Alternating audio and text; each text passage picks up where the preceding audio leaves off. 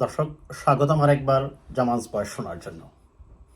দর্শক, আনার শেষ, মনোনয়ন কনফার্ম, এমনি একটি মেসেজ এসেছে ঝিনাইদহের জেলা আওয়ামী লীগের এক নেতার মোবাইলে। বের হয়ে আসছে একে একে আনার হত্যার সেই লুহমস্যক ঘটনাগুলা। বের হয়ে আসছে আনার হত্যার পিছনের যারা কলকাঠি নেড়েছেন এবং আনার হত্যার জন্য যারা মুখ্য ভূমিকা পালন করেছেন পর্দার আড়ালে থেকে। আমি অনেকদিন আগে একটি ভিডিও করেছিলাম, বলেছিলাম দর্শক, যে নামগুলো এসেছে, যে খোসাইয়ের নাম এসেছে কিংবা যে ব্যক্তির নাম এসেছে যিনি আমেরিকায় থাকেন, তাদেরকে দায়ী করা হচ্ছে, এটা সত্য। কিন্তু মনে রাখবেন, হু ইজ আনার? আনার হচ্ছেন ক্ষমতাসীন দলের এমপি। তার উপর হাত দিতে হলে নিশ্চয়ই অনেক বড় মাপের রাঘব গোয়ালরা ছাড়া তার উপর কেউ হাত দিতে সাহস করবে না। এবং কিভাবে যে পরিকল্পনা করে তাকে বাংলাদেশ থেকে কলকাতায় নিয়ে সেখানে হত্যা করা হয়েছে, সেটা নিশ্চয়ই ছোটো মাপের মানুষদের দ্বারা এই কাজ হবে না। এবং সেটাই এখন প্রমাণ হচ্ছে, আস্তে আস্তে থলের সব বিড়াল বের হয়ে আসছে। কত ভয়ঙ্কর এবং কত গভীরে যে ছিল আনার হত্যার পরিকল্পনা, সেটাই এখন বের হয়ে আসছে আস্তে আস্তে। এবং এখানে আমি ওই ভিডিওতেও স্পষ্ট করেছিলাম দর্শক, যে তাকে হত্যার জন্য, তিনি যেহেতু একজন চোরাকারবারি এবং যেহেতু তার আন্ডারওয়ার্ল্ডের একটা জগৎ আছে, সেই অবৈধ জগতের লোকগুলাই জেনে থাকবে তার দুর্বলতাটা কোথায় এবং তাকে কোথায় নিয়ে কিভাবে হত্যা করতে হবে। তার কাছের মানুষ এবং সেটা নিশ্চয়ই এই সরকারি দলের যারা গত 15-16 বছর থেকে অবৈধ কাজ করতে করতে নিজেদেরকে চূড়ান্ত সীমায় নিয়ে গেছে, এই ধরনের লোকদের ইনভলভমেন্ট ছাড়া যে আনার হত্যা হবে না, সেটা যদি সঠিক তদন্ত হয় সেটা বের হয়ে আসবে। হ্যাঁ, আমার কথাটা সত্যিই হয়েছে দর্শক, প্রমাণিত হয়েছে এখন এটার সাথে যে ওই ঝিনাইদহেরই আওয়ামী লীগের প্রথম সারির নেতারাই জড়িত। অন্তত নেতার মোবাইলে যখন মেসেজ আসে আনার শেষ, মনোনয়ন কনফার্ম, এমপি হওয়া কনফার্ম, তার মানে এখানে রাজনৈতিক দ্বন্দ্ব প্লাস তার ব্যবসায়িক আন্ডারওয়ার্ল্ডের মানুষের সাথে তার যে সংঘাত। কারণ তিনি গত 14, 18 এবং 24-এ এমপি হয়েছেন। এই গত 3টি নির্বাচনের এমপিরা যে যোগ্যতার চেয়ে কারা কতটুকু ক্ষমতা দেখাতে পারেন, অবৈধ টাকার মালিক এটা প্রমাণ করতে পারেন, এই অবৈধ টাকার মালিক এবং চোরাকারবারিরাই যে সংসদ সদস্য হয়েছেন, সেটা আর বলার অপেক্ষা রাখে না। এমপি আনার এরকমই একজন ছিলেন। চোরাকারবারি হলেও তারও শান্তিপূর্ণভাবে মৃত্যুর অধিকার আছে, শান্তিপূর্ণ মৃত্যুর অধিকার নিশ্চিতের দাবি রাখে।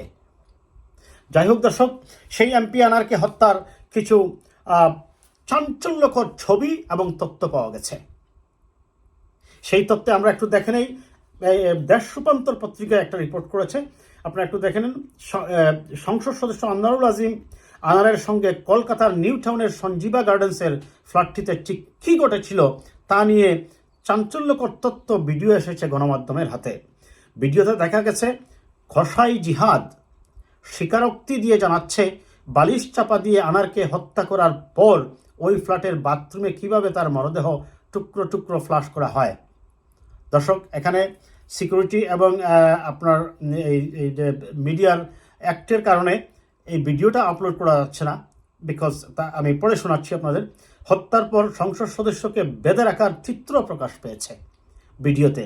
এতে দেখা যায় অজ্ঞান করার রাসায়নিক ক্লোরোফর্ম দিয়ে অচেতন করে আনারকে বালিশ চাপা দিয়ে নির্মমভাবে হত্যা করা হয়। হত্যা করেই ক্ষান্ত হয়নি খুনিরা। মৃত আনারকে চেয়ারে বসিয়ে হাত ও পা শক্ত করে বেঁধে রাখা হয়।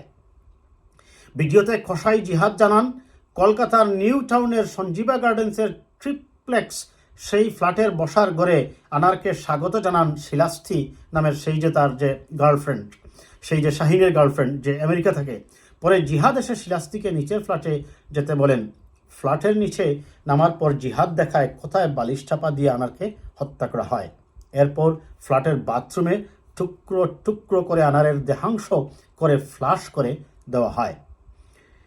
গত 12 মে ভারতে যান ঝিনাইদহ 4 আসনের সংসদ সদস্য আনোয়ারুল আজিম আনার। তিনি পশ্চিমবঙ্গে বরাহনগর থানার মণ্ডলপাড়া লেনে গোপাল বিশ্বাস নামে এক বন্ধুর বাড়িতে ওঠেন। সেখান থেকে গত 13 মে ডেকে নিয়ে কলকাতার নিউ টাউন সঞ্জীবা গার্ডেন্সের ওই ফ্ল্যাটটিতে তাকে হত্যা করে মরদেহ টুকরো টুকরো করে গুম করে হত্যাকারীরা। এখন এর আগে বলা হয়েছিল যে সেপটিক ট্যাঙ্ক থেকে তার শরীরের দেহাংশ উদ্ধার করা হয়েছে। তারপরে তারা যেভাবে বলেছিল যে খালে নিয়ে মাংসের টুকরাগুলা বা টুকরো টুকরো মাংসগুলো তারা ফেলেছিল, সেখানে গিয়ে ডুবুরি দিয়ে ট্রাই করানো হয়েছে, কিন্তু সেখান থেকে তারা কোনো মাংসপেশি উদ্ধার করতে পারেনি। তবে এখানে দর্শক, আমি আমার এর আগে আরেকটি ভিডিওতে বলেছি, এই কথাটা আমি এখনও আবার বলছি, আমার কেন জানি মনে হচ্ছে এটা এখন যেমন মনে হচ্ছে যারা খুন করেছে তারাই খুন নয়, খুনের পিছনে পরিকল্পনাকারী হচ্ছেন ঝিনাইদহ জেলা আওয়ামী লীগের যে সাধারণ সম্পাদক মিন্টু। তিনি এখন বর্তমানে আছেন আপনার ডিবির হেফাজতে। ডিবির প্রধান জনাব হারুন বলেছেন অবশ্য তাকে ছাড়া পেতে হলে তিনি সত্য সত্য কথা বলতে হবে এবং তারা যে প্রশ্নগুলো করেন তিনি যেন সেই উত্তরটা সঠিকভাবে দেন, তবেই তাকে ছেড়ে দেওয়া হবে।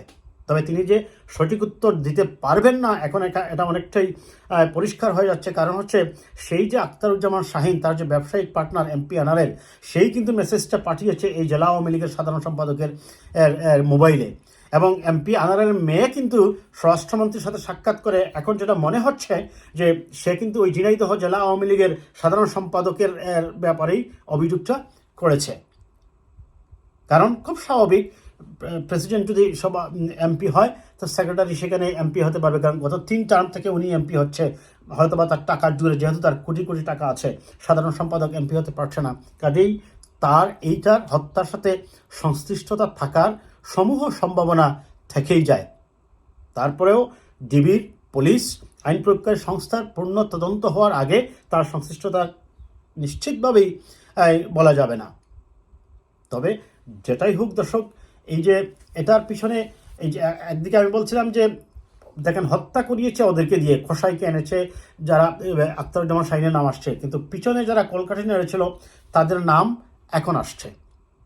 আমি আপনাদেরকে আরেকটা ক্লু দিতে পারি দর্শক, আমার ব্যক্তিগত অপিনিয়ন আমি সেটা বলছি।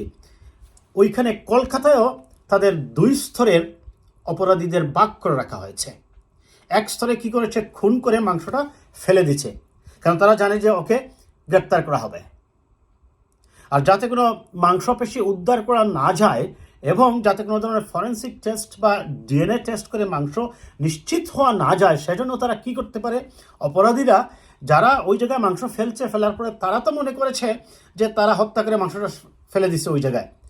এরপরে তার আরেক স্তরের অপরাধীকে সে ভাড়া করেছে, যারা ওইখানে মাংস ফেলে দিয়ে এসে গেছে, তারপরে কোনো এক সুবিধাজনক সময়ে অন্য যে অপরাধীদেরকে সে ভাড়া করেছে, সে ওইখান থেকে ওই দ্বিতীয় স্তরের অপরাধীরা কি করেছে, ওইখান থেকে মাংসটা সরিয়ে নিয়ে আরও কোনো এক জায়গায়, দূরে কোনো এক জায়গায় ফেলে দিয়েছে, যাতে করে উদ্ধার করা না যায় এবং ফরেন্সিক কোনো এভিডেন্স পাওয়া না যায়।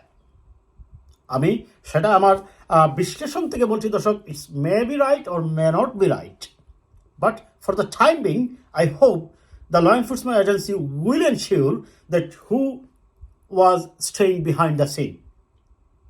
এখন বের হয়ে আসছে যে ঝিনাইদহ জেলা আওয়ামী লীগের নেতারা কিন্তু জড়িত।